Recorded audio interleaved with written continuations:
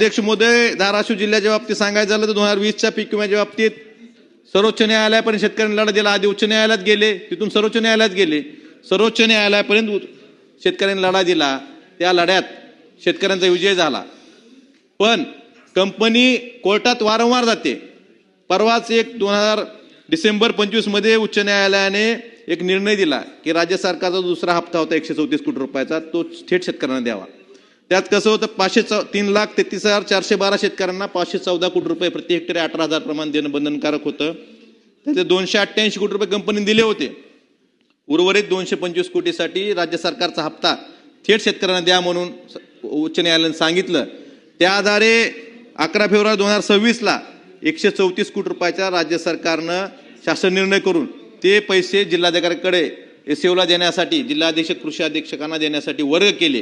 पण अध्यक्ष महोदय, आमच्या धाराशिवच्या जिल्हाधिकाऱ्यांनी सरकारी वकिलाला एक पत्र लिहिलं. काय लिहिलं की हे पैसे आलेले आहेत, हे आम्ही वाटावे का नाही, कारण कंपनी सर्वोच्च न्यायालयात गेली होती. मग सर्वोच्च न्यायालयाचा कुठलाही स्टे नसताना, कसलीही स्थगिती नसताना सरकारी वकील, केंद्र सरकारचे जे आपल्या राज्य सरकारचे जे वकील सर्वोच्च न्यायालयात आहेत, त्यांनी सांगितलं की तुम्ही पैसे वाटू नका. का वाटू नका?